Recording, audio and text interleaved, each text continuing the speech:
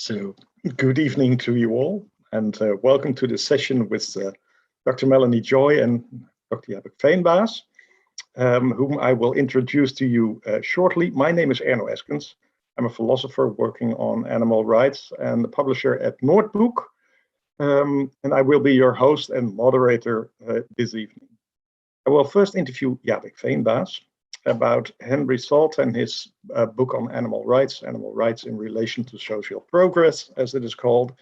And that interview will last something like 20 minutes, and we'll have ample room for a few questions. And then we will go into the interview with Melanie Joy and do that interview till about 9, and then the floor is yours. That is to say, your microphones will stay off, but you can bring in the questions through the Q&A button. And we will end the session about around 9:15. So let me first introduce the theme of this evening. We have two themes, perhaps. The first theme will be animal rights and the idea of animals not being things, but legal subjects or legal persons or something like that. And Jabik Veenbaas, who translated the book of Henry Salt, will talk us through that.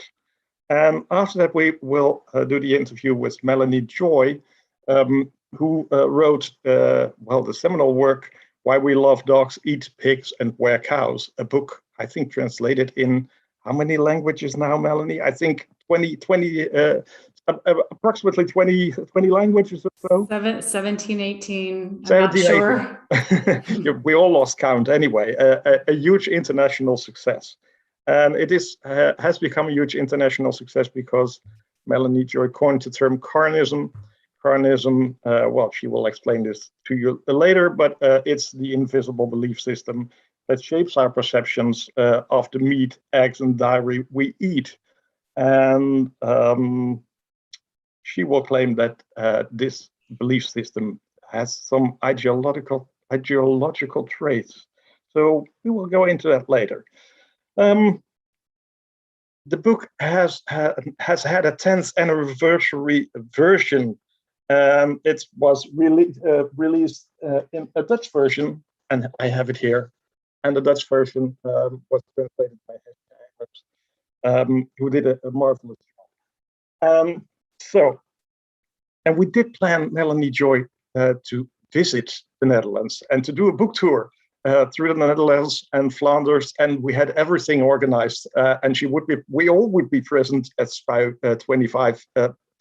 Unfortunately, the rulings by the Dutch government changed. If you are now traveling from the United States, you will need to go in a quarantine for 10 days. So that didn't work. So we all changed plans, and here we are online. I'm very pleased that you are here, and it's an honor to have you now. This event in SPI 25 not only marks the first translation of Melanie Joy's book, but also the start of a new book series, the Dierenrechtenbibliotheek, the Animal Rights Library, which was made possible by Stichting Dierenrecht Gaia, the Flemish organization or Belgium organization on animal rights, and the Bart Musset Funds. And I'm very grateful that they helped launch this book series, because we will now have several books, and they will all look like this. And if things go well, we will proceed with this series and make a long-lasting series of books on animal rights. So, and Michel van der Bos was so kind as to write the afterwords for all the books, and he's the chairman of Gaia. And he wrote the afterwords on behalf of Stichting Dierenrecht and the Bart Musset Foundation as well. So we were very pleased with that. The first book we will discuss is Henry Salt's Animal Rights in Relation to Social Progress, so translated as Dierenrechten en Sociale Vooruitgang. And Jabik Veenbaas translated this book, and let me just introduce him. He's not only a translator, but he's also an essayist, a poet. He studied English, philosophy, and Frisian, and he published, I think, 7 poetry books by now. So 8. I lost count there too. And his book, De Verlichting als Kraamkamer, So the Enlightenment as breeding ground, would that be the translation? Was shortlisted for the Socrates Baker, Socrates Cup, a Dutch prize for best philosophy book anyway.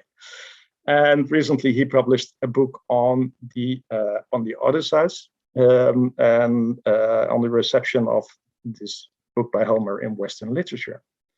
And you may all know him because he translated perhaps the most difficult thing to do in life, Immanuel Kant and Adam Smith in Dutch. So we're very proud to have you here, Jabik. Welcome. Thank you. Perhaps you've translated the book that is very precious to me personally, because Henry Salt was one of the philosophers why I got interested in the field of animal rights in the first place. Perhaps you can enlighten us a bit. Who was Henry Salt? Because I think many people will not know who this person is. Well, Henry Salt was born in 1851 as the son of an army colonel in India. And soon afterwards, the family moved back to England. And Henry Salt, so he was from a well-to-do family, and he was smart. So he got the best education possible in England in those days, which was an elite education at Eton College and King's College in Cambridge. After he studied in the classical languages in Cambridge, and after that he came back to Eton as a schoolmaster. So he taught the classics at Eton. He was during his stay at Eton College and in Cambridge, he was horrified by the lack of feeling with which his fellow students treated animals, and also by the lack of feeling they showed towards servants and beggars. So his social conscience was awakened, and after a relatively short time as a schoolmaster at Eton College, he got married and he retired. He withdrew from teaching, and this happened in 1884, and he moved with his wife, Kate Lee Joy. He moved to Tilford in Surrey and started to live on a small pension. They started to grow their own vegetables. They started to cook for themselves. They sent away their servants. So they cleaned up their own mess, which was a very special and remarkable thing to do for an elite married couple in those days. So he was a very remarkable man. A romantic rebel, I guess, if I understand correctly. He was a rebel, and he was a very independent thinker as well. And he in 1891 he was one of the founders of the Humanitarian League, which was an organization which promoted social reform and also promoted a better treatment of animals. So that was an important organization, very influential as well. He was friends with people like Judge Bernard Shaw and Rudyard Kipling, also known for their activities as social reformists. And well, afterwards, he wrote a very interesting autobiography called 70 Years Among Savages, which shows how he thought about English society and their sometimes cruel habits. Okay, let's talk a bit about the savages then. The savages being people who say that we can take care of animals by basically looking after them. Because that was probably what everybody was saying. Well, if we just look after the animals properly, then everything is fine. So what is his criticism of this idea? Yeah, well, he thought that this didn't go far enough. He thought that if people have rights, if there are human rights, animals should have rights as well. And he builds up a very interesting argument to state his case. And he starts from history. He starts from the time of Enlightenment. He says, well, in the time of Enlightenment, people started to have rights, and there was an emancipatory project going on. Think of Immanuel Kant. Enlightenment is the liberation of man from the tutelage he is himself guilty of. And but we all know, of course, that this emancipatory project had a hidden agenda. There were groups who weren't included in this emancipatory project. For instance, women. For instance, Black people. So this emancipatory project had to be corrected. And there, for instance, in 1892, Mary Wollstonecraft wrote a book called Vindications of the Rights of Women.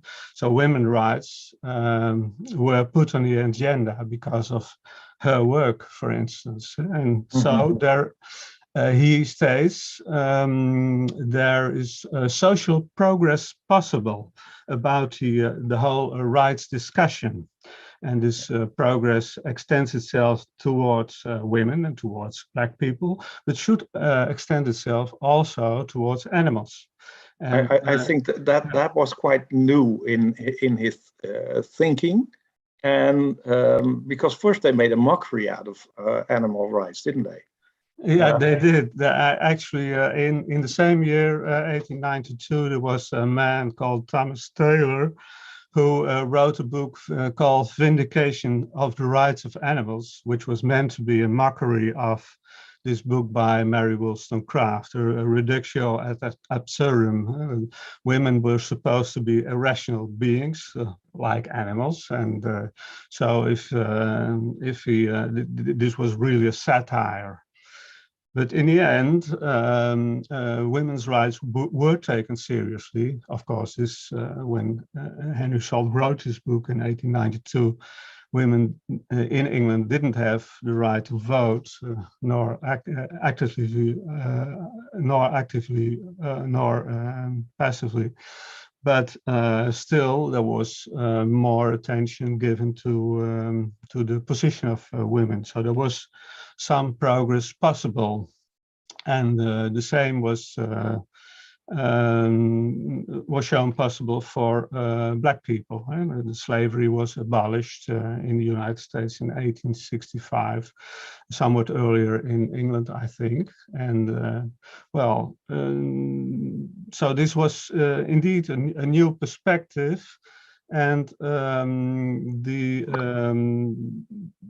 the development of the way people treated animals was, for instance, promoted by someone like Jeremy Bentham, a famous philosopher, who thought that animals have feeling and suffer like us, so they should have rights. They should have rights in the English law system. And actually, there were some laws adopted in England. But I guess Bentham just wrote a footnote in his principles of legislation and morals, and he didn't take the subject much further than that. And probably Henry Salt is the first to actually elaborate on the idea of animal rights and also of changing the legal status of animals. Yes, he's the one who thought that animals should be legal subjects, so official legal subjects, and this was a new point of view. But he doesn't leave it at that, because he says, well, there is some progress possible, and some developments about the animal rights discussions show that there is progress possible, but this is not enough. We should also see this from a philosophical point of view, and we should change our philosophy about how animals should be treated. And up till now, the treatment of animals is influenced, he thinks, by two main systems of thought. And the first system is then Christianity. Christianity, the Christian Judaic way of looking at the world, and which means that animals don't have souls. Only people have souls, and only people can go to heaven. And of course, this is a very influential system, which has also reflects on the way we look at nature, and we look at sexuality, for instance. So this is an all-encompassing system, which is very important and which is very influential. And the other system he criticizes is the Cartesian system. He says Descartes thought that animals were no more than animated machines. And as they were only machines, only automatons, they were not capable of real feeling, for instance. So in these two systems were the main influences on the way we treat animals. And I think that Henry Salt has a very important point here. So it is not only contingent historical development we are looking at, but we're looking at a larger philosophical, systematic way of looking at the world. And she said we should change this. And the main milestone, historically speaking, here is for him Charles Darwin and his theory of evolution. What did Charles Darwin do? He theorized that we are animals and people are family. We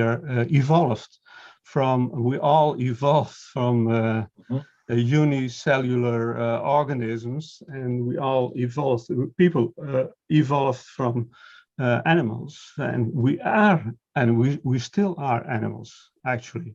So this means that we can no longer speak from on a sound scientific basis of a dualist system. We can't say we are essentially different from animals, but we are only gradually different.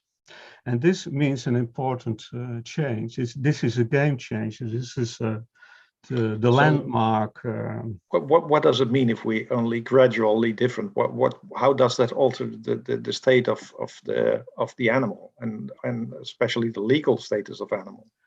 Yeah, well, it provides a sound philosophical basis for giving legal rights to animals, because we can no longer say that they are essentially different. They are essentially the same. They're only gradually different.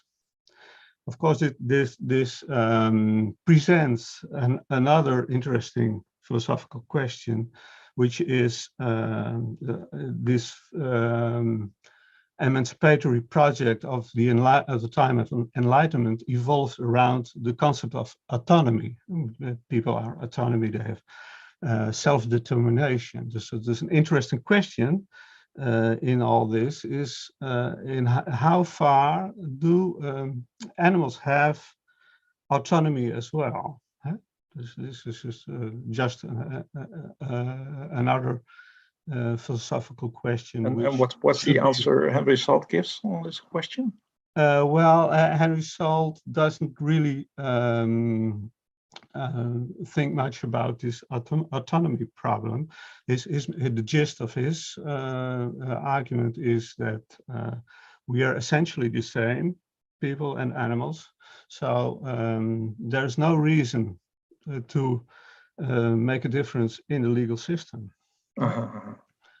So, and you would expect him to bring in the autonomy, or wouldn't you? Well, it is just another interesting philosophical question, which wasn't raised by Henry Salt, but which should be raised, I think, when you decide to give legal to see animals as legal subjects.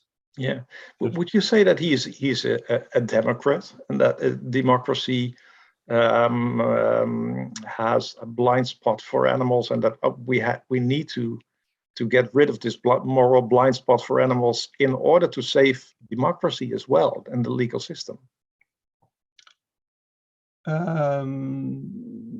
Yeah, well, I certainly think that democracy has a blind spot for animal rights, and I think this book by Henry Salt shows this in a brilliant way. And I also think that this philosophical step he took in the footsteps of child people of biologists like Charles Darwin was very important and very impressive.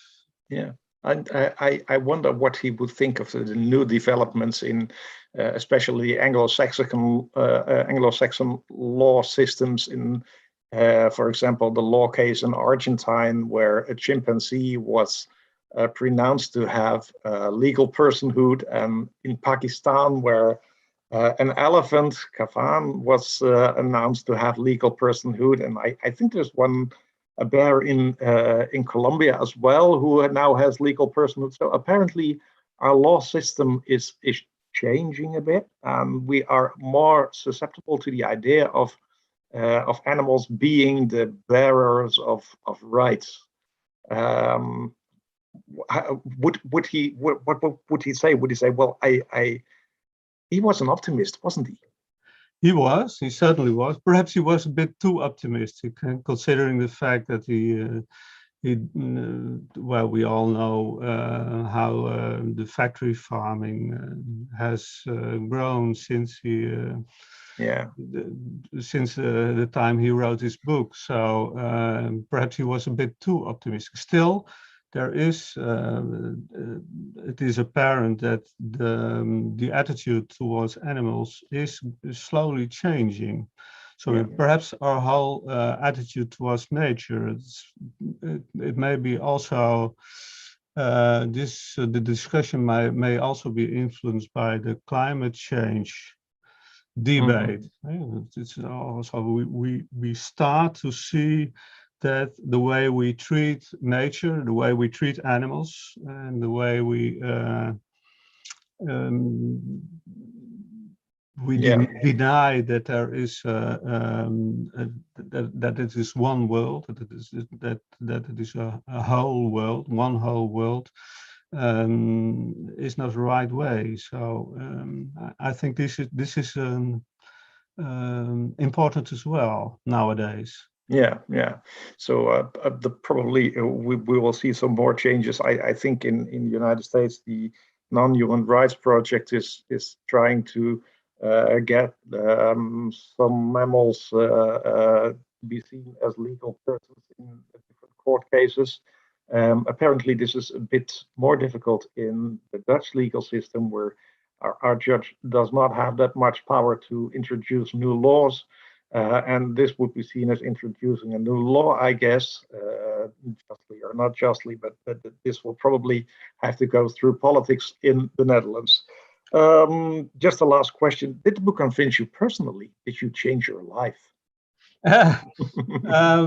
Well, I already was convinced that the way we treat animals is not right. So, but it did convince me. I find his philosophical point that we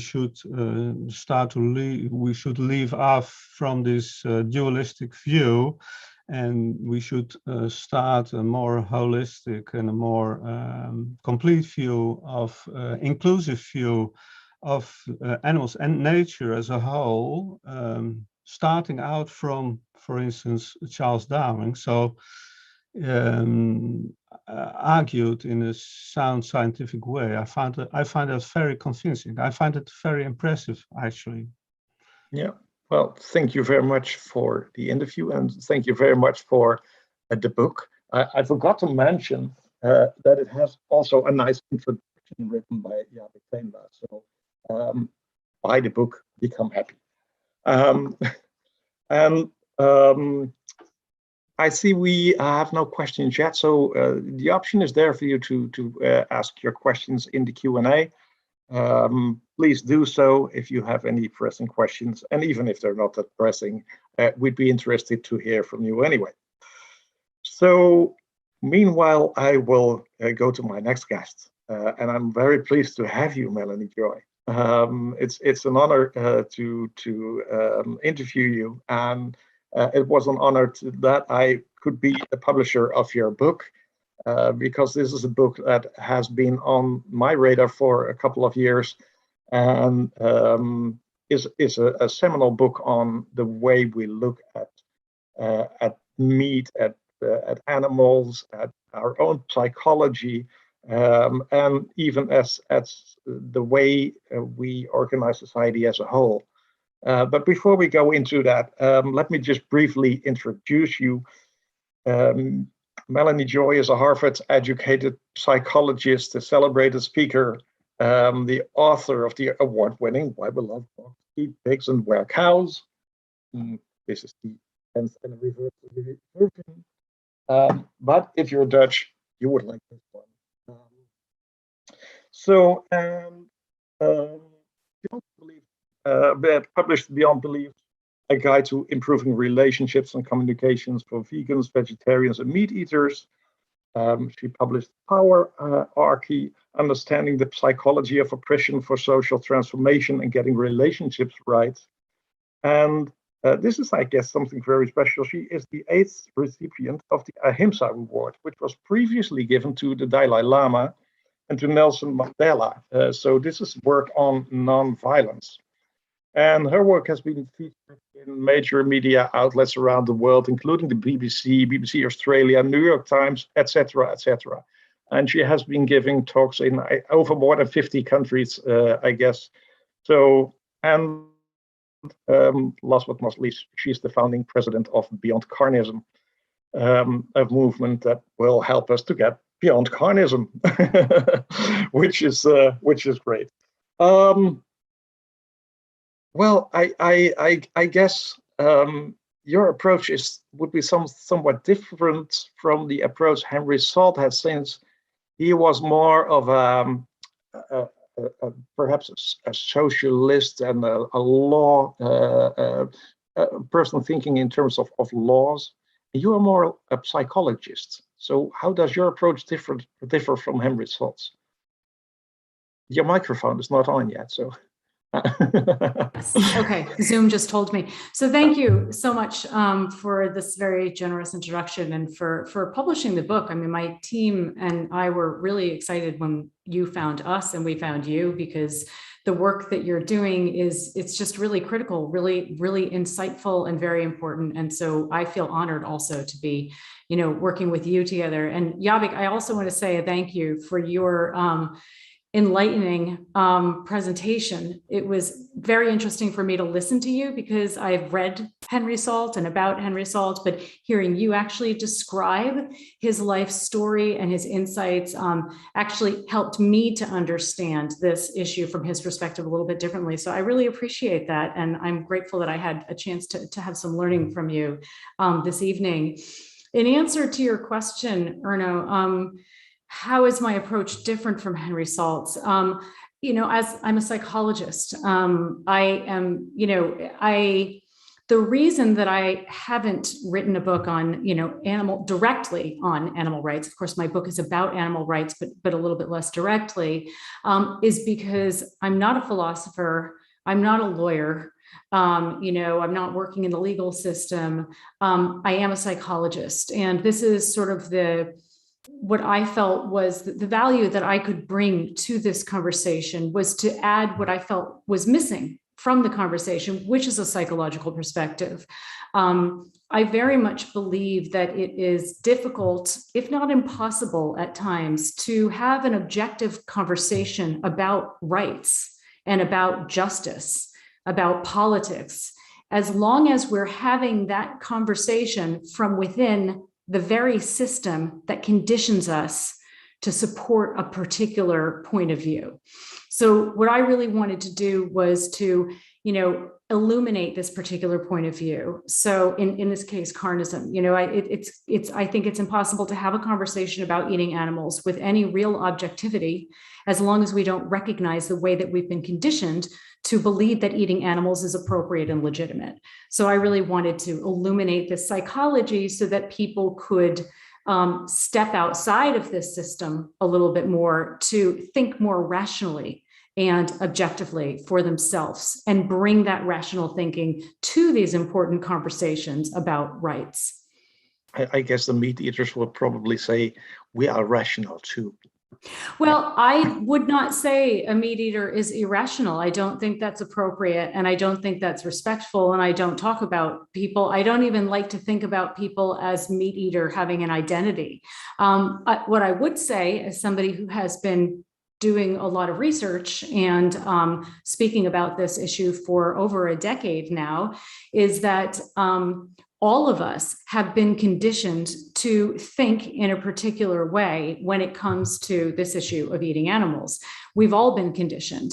And it's very important for us to recognize this psychological conditioning so that we can reclaim our more natural rationality. All of us have, so-called blind spots, and we're irrational in certain areas. And, the research on cognitive biases has shown that when people become aware of the biases that they have, those biases lose power over them. Yeah, perhaps you can tell us a bit about how you were influenced yourself in your youth. Is this something is this theory, or is this something from your life?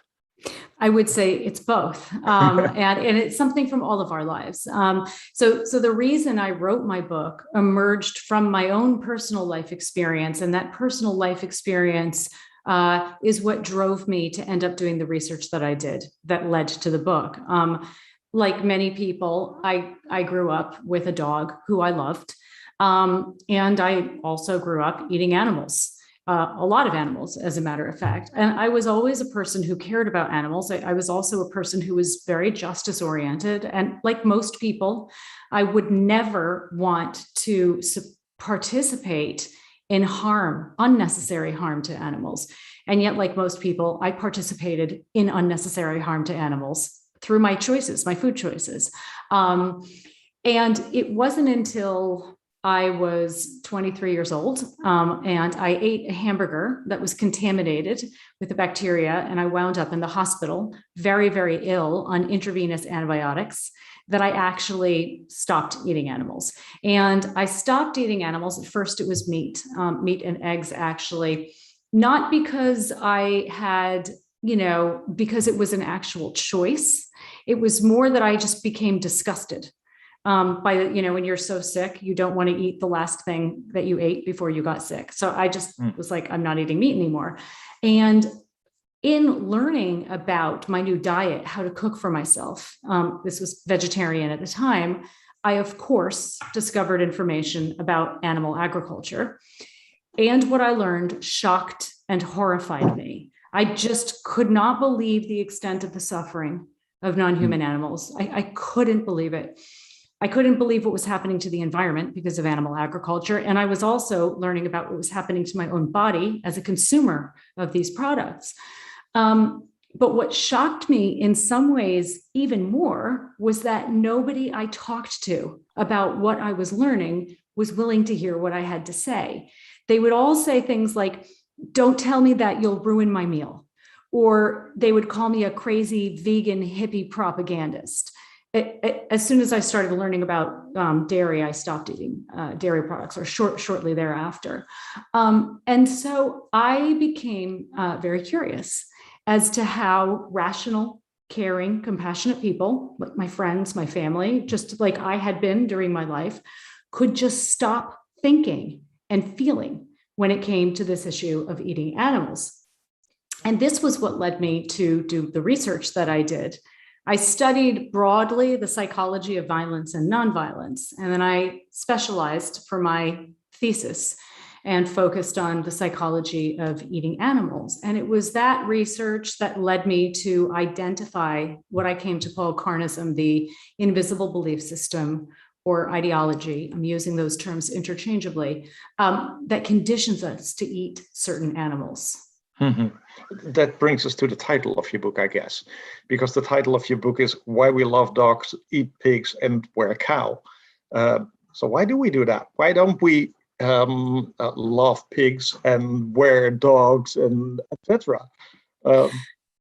Well, that answer is there is, some degree of opportunism in the answer to that. So, we don't eat, for example, carnivores for economic reasons and also for health reasons. It's too difficult to raise and slaughter carnivores, and it's more dangerous to eat them. Humans eat certain species because they're geographically available, right? This is all true. However, the primary reason that we eat the animals that we do is because we have been conditioned to classify those certain animals as edible.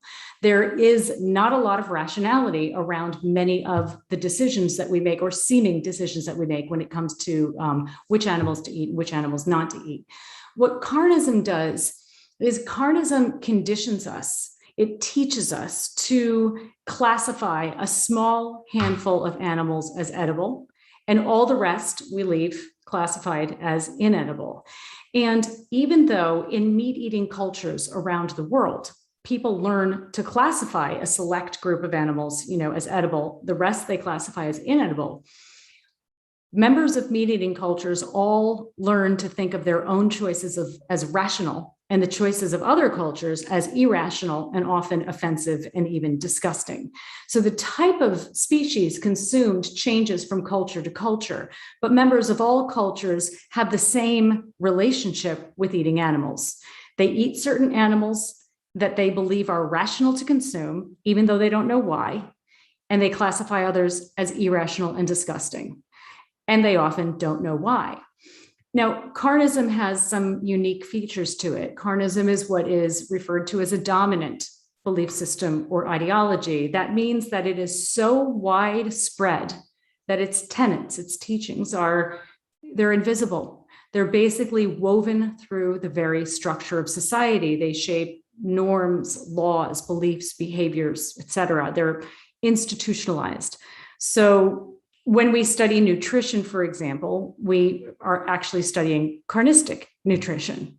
But of course, because carnistic bias is invisible, we don't recognize the bias that's inherent in the system. Carnism is also a violent system. It's literally organized around violence. Meat cannot be produced without killing, and egg and dairy products cause extensive harm to animals. In fact, these industries are in some ways the most brutal of all carnistic industries. And most people would never willingly support an industry such as carnism. Most people care about animals, and they certainly would never want to cause them to suffer, especially when that suffering is so intensive and so completely unnecessary. And what carnism therefore needs to do is to use a set of psychological defense mechanisms. These mechanisms distort our perceptions and disconnect us from our natural empathy for those species we've learned to classify as edible. So we act against our values of compassion and justice without realizing what we're doing. And I'll give you an example of actually what this looks like in action. So if you imagine that you're somebody who eats meat, and imagine that you are biting into a juicy hamburger. And as you're eating, your dining companion says to you, you know what, Erno, that hamburger is not made from beef. It's not made from cows. It's made from golden retrievers. Now, chances are what you just thought of as food, you now think of as a dead animal. So your thoughts changed. What you just felt was delicious, you now feel is disgusting. And instead of continuing to eat the hamburger, you probably want to throw it away. And maybe you even want to go protest on the streets to stop this from happening to other golden retrievers.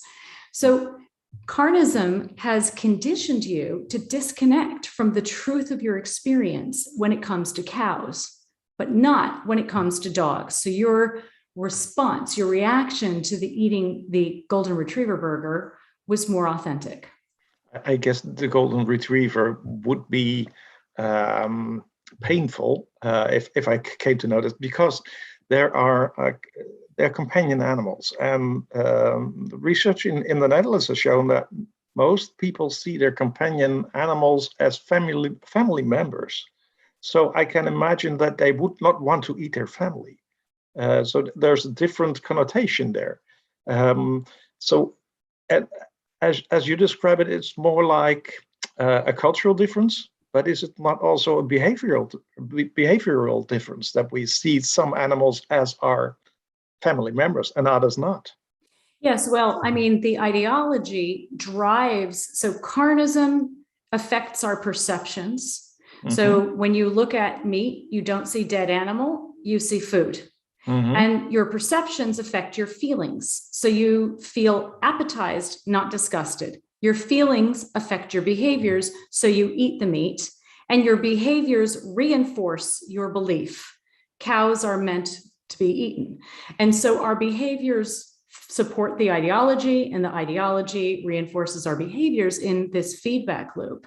Yeah. But we compartmentalize with animals. It's not even just between species, within the same species. There are, many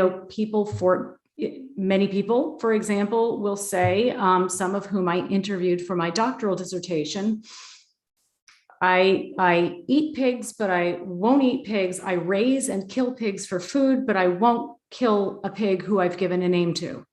I won't allow myself to form a connection with a pig, because then I won't be able to kill him or her, right? So we have all of these different ways in which we compartmentalize. But basically what carnism does is it provides us with the psychological tools to be distant enough and morally and emotionally and psychologically distant enough from the reality of the fact that we're eating animals when we eat animals. And I would say actually eating animals unnecessarily, because I think that's a very important point. Yeah. You described this as psychological acrobatics. I thought it was a nice word. What's acrobatic about it? Well, carnism uses because most people's values are not in alignment with carnism. Most people, as I said, would never willingly support this system. Carnism needs to use a variety of psychological defense mechanisms so that we are not thinking clearly when it comes to eating animals. We're not aware, our perceptions are distorted. And most of us have no idea that we are using all of these psychological defense mechanisms when we eat animals. And sometimes when we interact with and talk to vegans as well. And that's something we can talk about a little bit later. We go through these psychological acrobatics. So for example, I'll give you an example of a carnistic defense, which is the name doesn't really matter, de-individualization. Carnism teaches us to see farmed animals, or to think of farmed animals as abstractions, as lacking any individuality, any personality of their own. So we learn to believe, for example, that a pig is a pig and all pigs are the same. We have no idea that these machinations are happening in our minds. It's just automatic. You know, when we disconnect from carnism, or when we start to step outside of the carnistic box, the carnistic mindset, to really reclaim our own freedom of thought and therefore our freedom of choice, it relieves us of a lot of energy. And I can talk about this personally, you know, because as I said, I grew up eating animals, and it wasn't until I stopped eating animals that I realized how my mind in the background had been just constantly making me working so that I stayed unaware of what was right in front of me. Trucks would drive down the street, you know, with meat in them. You know, these are trucks of body parts. Yeah. And it just never registered for me. So somebody nudged you in this direction, I guess. So you use the word ideology, and if I think about ideology, I think about Stalin, for example. An evil guy or an evil person directing us in the wrong direction. Is this what is this the case in the carnistic ideology as well? Well, yes and no. I mean, so ideology I'm using is synonymous for belief system, and ideology does not have to be. Belief systems are not inherently problematic. It depends on what kind of belief system it is. It's like a relationship. A relationship can be problematic and harmful, or a relationship can help you and be, you know, a positive experience. It's the same thing with belief systems. And so, you know, we have a belief system such as carnism, which is organized around violence and constructed to keep itself alive, and which runs counter to core human moral values, and which causes extensive harm. This is a problematic ideology. This is what I refer to as a non-relational ideology. It's an ideology that conditions us to relate to farmed animals in a way that leads to harm and power imbalances. And so it's another word for this is a system of oppression. Carnism is structured like other systems of oppression, patriarchy, classism, racism, and so on. The experience of each set of victims of these systems will always be unique. I don't want to compare the experiences, but the systems themselves are structured similarly. Most importantly, the mentality that enables these systems is the same. However, veganism is also an ideology. It's a belief system. Feminism is a belief system, right? And so we can have belief systems that are actually constructed not to create harm and power imbalances, but to create connection and to balance power. So not all belief systems are problematic. Why do you think we stick to the carnist ideology as society as a whole? But seeing that it is so, it demands a lot of us. It demands a lot of us that we allow animals to be tortured, slaughtered, etc., or at least enslaved. It allows us to have zoonosis. It allows us to have climate effects. It allows us to have personal effects on our health, I guess. So why do we allow all this? Why don't we simply just stop?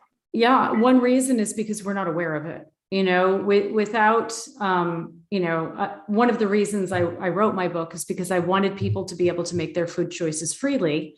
And without awareness, there's no free choice. Carnism is inevitably, indisputably a global atrocity. And atrocity is a mass traumatic event. And atrocities happen because the populace turns away from an issue that they feel that they can't face, or that they're not aware of enough to take action and face. Carnism continues because on one level, people are not aware. On another level, and I wrote this in my book, people have what the psychiatrist Robert J. Lifton describes as a knowing without knowing. On one level, we are aware of an unpleasant truth, but on another level, we just prefer not to know. And when everybody's doing something, it becomes very easy to continue doing that and to check your critical thinking at the door and to tell yourself that what you're doing isn't really that bad. It's okay. It's not that much. It's a drop in the bucket. It's not a big deal. They're only animals and whatever. But when we have a system like carnism, it becomes self-perpetuating. It's so deeply entrenched in society that it maintains itself. It keeps itself alive. And we keep it alive because when we're born into a dominant system, such as carnism, we inevitably internalize that system. We learn to look at the world through the lens of that system. So when we're born into carnism, we internalize the carnistic mentality. And this is a mentality that's organized around defenses. As I described earlier, carnism is organized around these psychological defense mechanisms to keep shall itself we go alive. into those and discuss those a Sure. bit? The first thing, of course, is, well, meat eating is normal. It's just what we do. It's not even a mechanism, I guess. It's just a remark, but it's something you hear a lot. That, well, everybody's eating meat. Why should I listen to the vegans? Right. And so this is the defense of justification, right? And so it's one of the defenses I describe in my book. And the way that we learn to justify eating animals is by learning to believe that the myths of eating animals are the facts of eating animals. There's a vast mythology surrounding eating animals, but all of these myths fall under what I refer to as the 3 N's of justification. Eating animals is normal, natural, and necessary. And of course, these same arguments have been used to justify violent practices throughout human history, from heterosexual supremacy to male dominance, for instance. So because carnism is institutionalized, we accept these myths as facts, even though they're nothing other than a widely held set of opinions. And they exist in order to help us, in large part, to give us the sense that we are justified in continuing to eat animals. Many people will say, well, maybe it's normal. You've explained that maybe it's not that normal, but natural. I mean, we do have these teeth here, and we do have a stomach that is able to deal with meat, I guess. And even chimpanzees eat meat once in a while, and we're very closely genetically related to chimpanzees. So isn't it natural? I mean, the way that we tend to define natural is by looking at what we have done historically, right? And it's true that humans have been eating animals for thousands of years, for many, many years. That's indisputable. However, we tend to look at history through the lens of the dominant culture. We look at history through the lens of carnism. So, it's also true that our very oldest ancestors ate fruit, not animals.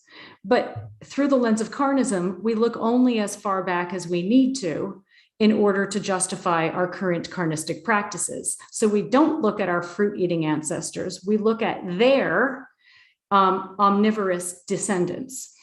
But regardless, we know that we have been eating animals for a very long time. I think what's even more important is that we not allow something that we have done historically to translate into justifiable, that we not conflate natural with justifiable, because it's true as well. It's natural that we've been murdering other humans and raping other humans. We have been doing this for thousands and thousands of years, but we don't look at the longevity of these practices to use it as a justification for what we do today.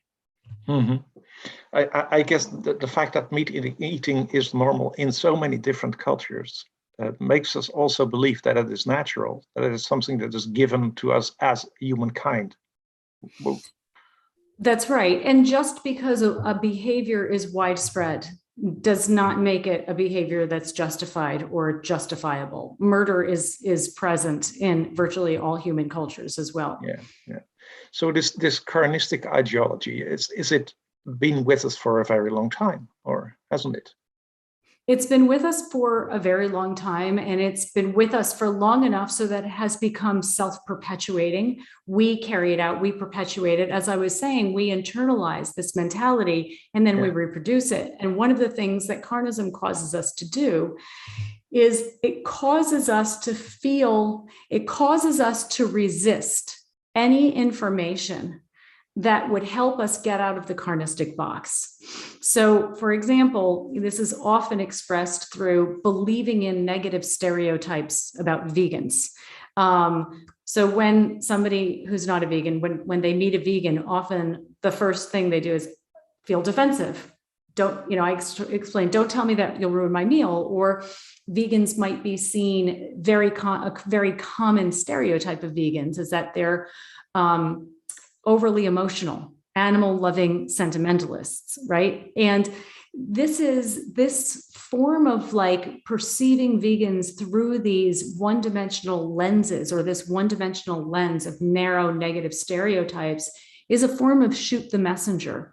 If we shoot the messenger, we don't have to take seriously the implications of their message. So this same argument, that somebody is overly emotional, was applied to, for instance, the suffragettes who were working to get women the right to vote. They were considered hysterical. People who were working against working for the abolition of African slavery were considered overly, sentimentalists. Somebody who's overly emotional, by definition, isn't rational, and somebody who's not rational isn't worth listening to.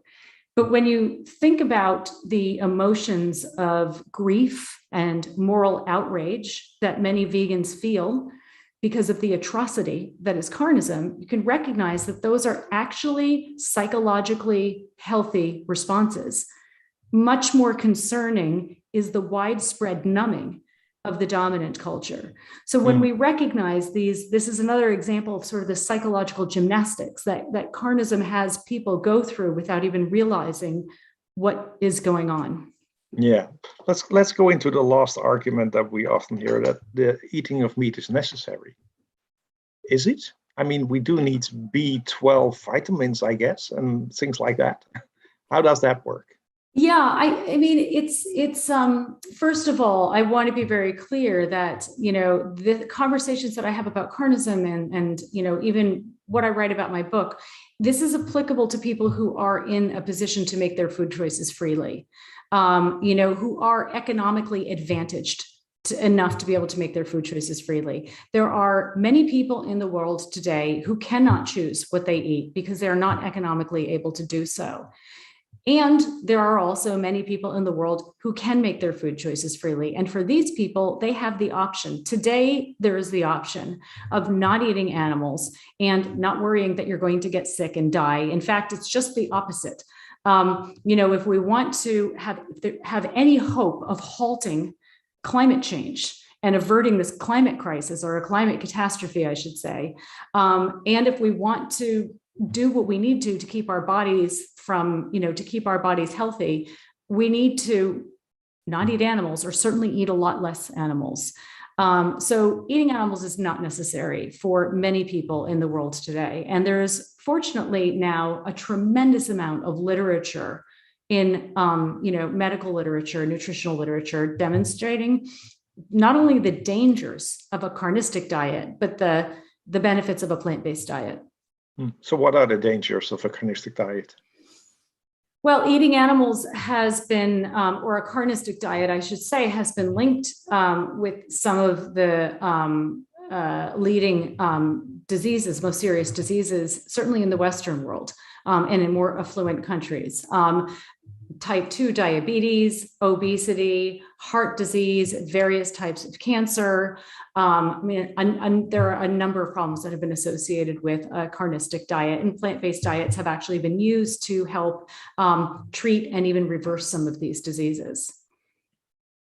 Okay, that all sounds very clear. So this brings us to the solutions. How do we manage to get out of this system? I mean, if it has been with us for so long, for maybe millennia of years, it's all over the place. It's within ourselves. which makes me curious, by the way, how you overcame it. Somebody got out of the matrix, I guess. You got out of the matrix, and it's really a platonic idea of escaping the cave and going back and telling what you've seen, right? What you're doing here. So how do you get us all out of this cave where we are enslaved and see false images? Yeah, well, there are many people, starting with,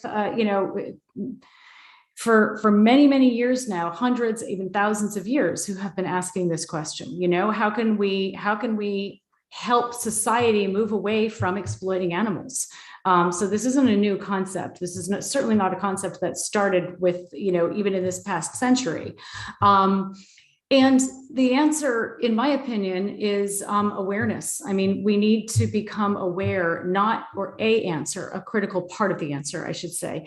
We need to become aware not only of the consequences of animal agriculture. Today, many people are aware of the fact that factory farming is, they're aware of the horrors of factory farming and some of the impacts of factory farming on animals and on the environment and on human health as well, and on pandemics.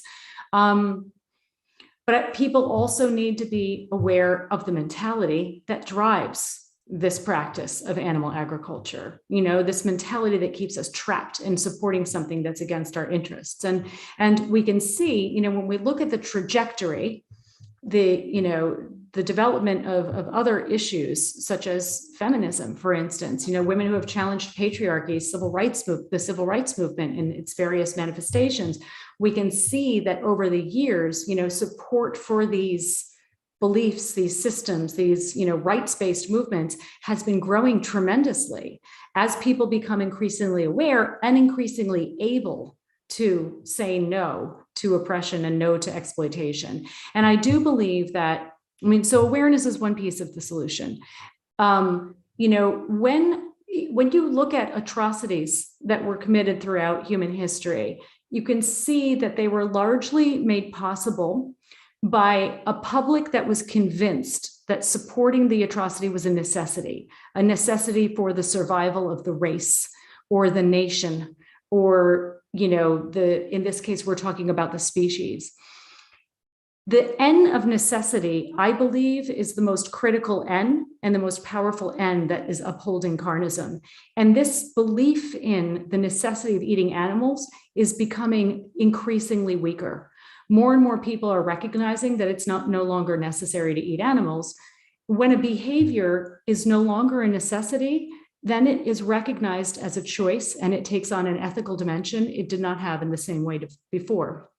So we need to raise awareness of carnism, of the fact that eating animals is not a necessity, empower people to take action by helping people who are raising awareness to do so in a way that's as effective as possible. And we do that through my organization, Beyond Carnism. We have a training program, the Center for Effective Vegan Advocacy.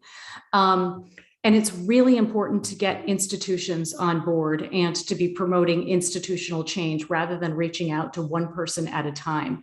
What's going to shift society and shift the system is when we have the big institutions that are shifting toward plant-based and supporting plant-based eating or vegan eating. And this is all happening. I mean, that's the good news. It's all happening.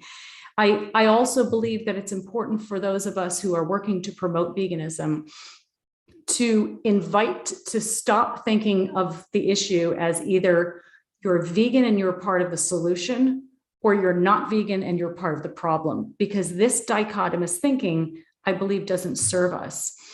It's much more useful, in my opinion, to invite people to be a part of the solution, even when they're not fully vegan yet themselves. Many people want to support the end of carnism or work toward the end of carnism, but they're not ready to be fully vegan. I call these people vegan allies. They're that some of the people that you had interview me in the media, the Dutch media, they're asking these great questions and they're writing these articles and they're reaching thousands and thousands of people, raising awareness. What better example of a vegan ally? They're using their influence to help transform carnism, even though they're not fully vegan themselves. And that's a wonderful thing. Yeah. meanwhile, of course, we are, well, you're an optimist, I think. You think we may win this battle. But if I look at Dutch politics for, let's say, the last week, we had a judge in the Netherlands who opposed a poster. And on this poster, there was a can of milk in the form of a cigarette package. And it said, milk is dangerous to the health of cows and calves. This poster is now forbidden by in Dutch law, and we are not allowed to say that dairy products cause immense suffering. Yeah. Did I just say that? Well, so I mean, another news this last couple of days was that the Dutch government is now planning on a campaign to make us become more climate aware. And at the last minute, they skipped the part that said something about meat, because the Department of Agriculture wasn't in favor of it, and said it was too political sensitive. Mm-hmm. So we still have this. We're losing a lot of battles too, I guess. Yeah, of course. I mean, of course. And I don't think I would call myself an optimist. I think from a psychological perspective, I can report what I observe.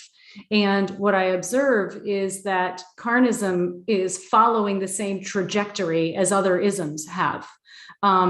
It's losing support among the public, and veganism is gaining support, and that's very clear. And even in the Netherlands, because there is new legislation that's being, there are initiatives for new legislation that's pretty cutting edge in the Netherlands. The Netherlands is probably the leading country in clean meat initiatives. There's the growth of veganism around the world is it's really staggering. I don't know if we're going to make it. I don't know if we're going to survive. I mean, we know we're heading toward, we're heading toward a climate catastrophe, and we're all, probably people on this call and this conversation are very well aware of this. And we have to turn our habits around, our behaviors around pretty quickly if we hope to avert that catastrophe. And I don't know whether we're going to be able to do that. What I do know, however, when I observe the trends and the support for animal rights and veganism, it's very clear that support for this issue is growing, and it's growing all over the world. I have never seen an exception. I've never seen an exception to this. But that doesn't mean that big agribusiness is just going to turn over and not fight back. I mean, social change is like a chess game. You move your piece and the other player moves their piece, and it's, often 2 steps forward, 1 step back. This kind of change is slow and it's hard, and there's a lot of resistance and a lot of backlash. At the same time, some of the biggest companies, food manufacturers and even meat manufacturers are incorporating, they're shifting toward veganism, or they're incorporating plant-based lines. And, so we can see lots of changes happening, and none of us knows how it's going to end. But from a psychological perspective, it's very clear to me that support for the initiatives to protect animals certainly growing, and to support animal rights certainly growing. Yeah, so you would like animal rights to be in the law as well, to get back to Henry Salt at the end. We have to finish the interview, yeah, and maybe see if there are some questions in the chat at this point or not, I think so. But if we return to Henry Salt for a second, would you say that we need to change the law as well?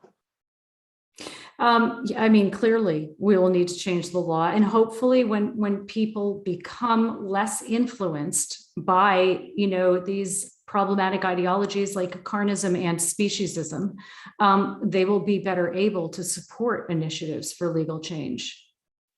There is one question by Hester Eimers, who's the translator of your book. Hi, Hester. Mrs. Joy, as the translator of your book, I enjoyed the opportunity to learn more about the subject of how we regard different animals differently. How do you see our relation to our pets in respect, I guess, the animals we feed our pets? Oh, in respect of how the animals that we feed to our pets. Wouldn't it be better not to have pets so we wouldn't have to feed them other animals? Yeah, well, that's a great question. And thank you for your translation. I have heard very good things about it and appreciate it immensely. I mean, I think it's really important to contextualize conversations like this and really appreciate the fact that we have all been born into a very dysfunctional world, a deeply dysfunctional world that is full of problems. And this world is a complete mess. We did not create this mess, we inherited it. What that means is that we have to make choices in this world that are different than the choices that we would make in an ideal world. In an ideal world, we don't need to worry about feeding our pets meat because we probably don't have to worry about having pets living in our houses, rescued animals living in our houses, and meat being produced. So we have to find a way to live with contradictions. And, you know, a lot of people in the animal rights movement have pets or companion animals, more appropriately, because they're trying to rescue some of the millions of animals who desperately need homes and giving them homes. In an ideal world, that's not happening because we don't have millions of animals living on the streets who have been bred and abandoned, and so on. There was one question of Paul Kemmerer on my WhatsApp, and he asked regarding Henry Salt, well, if you give animals legal rights are always combined with obligations. So can animals have obligations in your view? I can't speak to that because I'm not, you know, I'm not a legal scholar, so I can't. Maybe Jabik maybe would Jabik can answer that. Well, in order to answer that question in a proper way, I think we should refer to the autonomy problem, which I introduced half an hour ago. I think it is very difficult to give full to consider animals as full legal subjects because they are not able to determine themselves completely. They can't stand up in court for their own rights. So we have to do that. We have to do that for them. So they are, in a way, legally, I think this would mean that they are in a position of minors and we are majors. I don't mean to suggest that this means that people are superior to animals, but they are able to do certain things that animals can't do for themselves. So we have to empathize. We have to feel empathy, and we have to see that animals are beings who want to live in a certain way, and we have to appreciate that, and we have to enable them to live as much as possible in their own way, which is different from what from the way human beings live. You see what I mean? I see what you mean, but I think it's problematic too what you're saying, actually. Because if I look at animals, I tend to think that they do have a political voice, and they do stand up and say what they want and what they do not want, and they do show us where their interests are and what their longings are. So, and I think this is something you mean as well, that we should look at what the animals are saying. But that if we see animals as subjects that are saying something, then they should have legal standing and perhaps even representation in politics. Yeah, but who should represent them? Well, of course, this maybe you're right with the comparisons of children there, but at least it starts with the observation that they have a voice, I guess, and that they are talking to us. Would you agree with that?